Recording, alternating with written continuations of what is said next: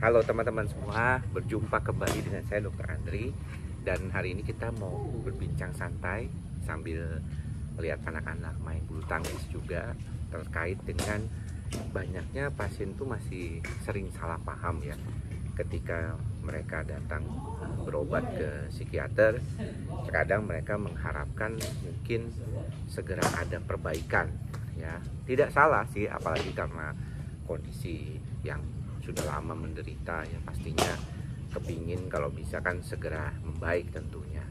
Tetapi kita mesti melihat bahwa dalam kondisi pasien itu tiap orang berbeda-beda ya. Banyak yang mungkin lebih dominan gejala yang sifatnya akut ya. Gejala sifat akut itu pasien itu baru saja mengalami stres, kemudian dia merespon stres tersebut tapi tidak cukup kuat kemampuan daya tahannya atau coping mekanismenya, dan terjadilah gejala-gejala terkait dengan stres.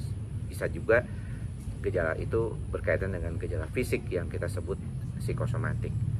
Namun ada juga pasien yang sebenarnya sudah lama nih stresnya, jadi dia udah berbulan-bulan, bertahun-tahun, pelan-pelan stresnya itu kemudian mengalami suatu akumulasi ya, dan setelah akumulasi tersebut terjadilah gejala-gejala stres yang sifatnya itu kemudian seperti kayaknya dipicu oleh sesuatu hal yang kecil aja ya, bisa menimbulkan respon stres yang besar. Jadi kalau misalnya kita lihat, banyak di antara pasien seperti ini tuh tidak semuanya sama.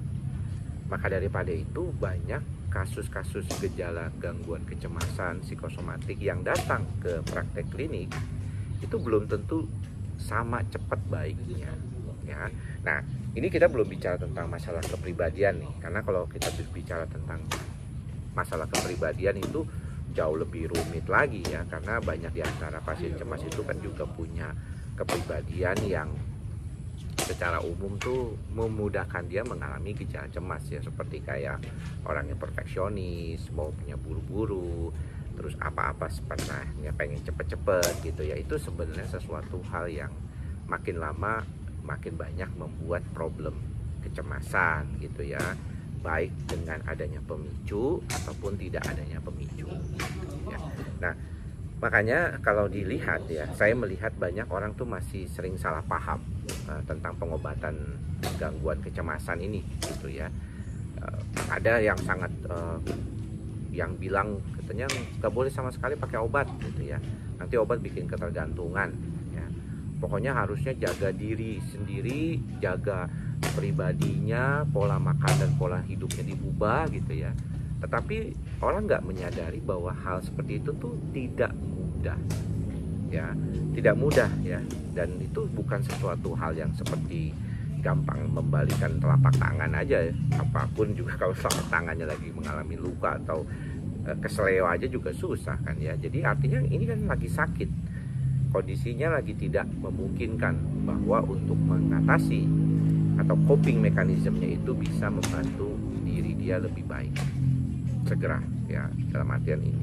Maka kondisinya sebenarnya ketika pasien itu datang dengan masalah kecemasan, maka yang paling penting untuk diperhatikan adalah kalau sangat berat atau mengganggu sekali, segera lakukan perbaikan, diberikan obat segera untuk membantu stabilitas ya. Obatnya juga ada dua ya, biasanya golongan benzodiazepin untuk gangguan cemasnya maupun gangguan depresi cemasnya, yaitu dengan SSRI.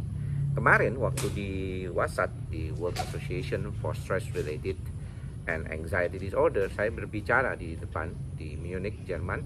Itu dikatakan bahwa banyak kasus-kasus gangguan cemas psikosomatik itu mau nggak mau perlu menggunakan benzodiazepin atau obat penenang ya, seperti alprazolam, benzodiazepinnya yang paling dominan digunakan, atau clonazepam, lorazepam, clobazam. Kenapa? Karena gejala fisiknya itu sangat mengganggu dan hanya bisa membantu dengan segera dengan penggunaan benzodiazepin itu gitu. Jadi kalau pasien-pasien yang sangat cemas dan bisa panik seperti itu, maka memang obat ini sangat membantu, bisa stabilitas cepat segera dapat efeknya gitu. Tapi ya jangan lupa memang perlu latihan. Ya, latihan ini dibantu dengan terapi kognitif ya, pada beberapa orang yang bisa datang ke psikiater yang mengatasinya dengan terapi kognitif, atau dengan psikologis ya, misalnya dengan psikolog yang ada, psikolog klinis misalnya, dengan penggunaan teknik-teknik psikoterapi itu bisa membantu. Dan bahkan perlu sekali kalau teman-teman di Jerman itu mereka lebih mengandalkan dengan penggunaan itu, dan obat yang digunakan oleh mereka itu hanya SSRI atau SNRI ya, jadi hanya antidepresan gitu ya istilahnya ya, fluoxetine, sertralin, escitalopram ya paling sering, atau duloxetine ya, dan tidak terlalu bergantung pada benzodiazepin ya, berbeda dengan orang Indonesia maupun di negara-negara Asia lainnya. Dan ini yang memberikan suatu penilaian yang berbeda ketika kita berhadapan dengan kasus-kasus pasien. Pengalaman dari klinis dokter sendiri juga akan membedakan ya penanganannya terkadang ya. Kalau kita melihat yang sudah berpengalaman pasti udah tahu, oh ini keadaannya yang lebih dominan nih, psikologisnya nih, ini kayaknya nih problem kepribadiannya yang lebih dominan, harus diperhatikan dulu. Atau yang ini, oh ini lebih kayaknya gangguan kecemasannya nih, yang terkait dengan kecemasan akut ya, yang tiba-tiba kaget gitu karena baru kali itu dia mengalami seperti itu. Nah ini membedakan dalam bagaimana penanganannya juga. Dan inilah perlunya kita membantu diri sendiri, dan juga bagaimana dokter membantu dalam proses terapi itu. Nah buat teman-teman yang masih bingung ya, jangan salah tangkep ya. Terkadang banyaknya orang yang selalu mengatakan ini nggak benar, ini beneran, ini yang benar, ini yang benar, ini jangan pakai obat, nanti bahaya, nanti kenapa-napa, tergantung dan segala macamnya. Itu yang membuat makin bingung ya pasien itu, karena sebenarnya pengobatan itu perlu ya, dan tidak masalah ya menurut saya. Makanya saya sebagai ahli bidang ini yang sudah lebih dari 17 tahun berpraktek, saya juga mengalami pasang surut. Kita pengennya kalau bisa psikoterapi, tapi pasiennya sendiri tidak bisa psikoterapi ya, karena waktunya nggak ada, terlalu sulit untuk mereka datang seminggu sekali, komitmen yang nggak ada, kemudian juga merasa kok nggak ada gunanya ya, karena ternyata lingkungannya juga sangat dominan, mengganggu gitu. Itu yang hal-hal yang nggak pernah terpikirkan dulunya di awal, tapi kemudian dalam perjalanan hidup, waktu dan segala macam di dalam praktek kita tahu, oh inilah yang sebenarnya diperlukan pasien ya, mengatasi dengan segera kondisinya, dan kemudian juga membantu dia untuk jauh lebih baik ke depan. Jadi kita nggak bisa sangat kaku ya berhadapan dengan satu kasus dan hanya menggunakan teknik terapi tertentu. Kita harus berlaku kondisi itu untuk stabilitas, bagaimana kita bisa membantu diri kita lebih baik, dan juga bagaimana membantu pasien dengan kondisi itu lebih baik. Jadi ini yang mungkin perlu diperhatikan ya sama teman-teman semua, karena terkadang tidak mudah ya mengatasi keadaan itu. Saya tahu perlu waktu, perlu proses, dan tentunya perlu kondisi yang fit ya, sehat fisik. Itulah pentingnya, makanya teman-teman tetap berolahraga walaupun pasiennya gangguan cemas ya, tetap harus berolahraga, tetap harus fit badannya supaya bisa lebih stabil ke depannya. Mudah-mudahan apa yang saya sampaikan singkat, walaupun ini sering diulang ya, mudah-mudahan tetap membuat teman-teman semangat untuk menjalani proses terapi, karena harapan teman-teman untuk jadi lebih baik itu penting banget ya. Tahapan pengobatan cemas supaya menjadi lebih lepas dari kecemasan ini, sehingga menjadikan teman-teman tidak menggunakan obat misalnya, itu bisa banget ya.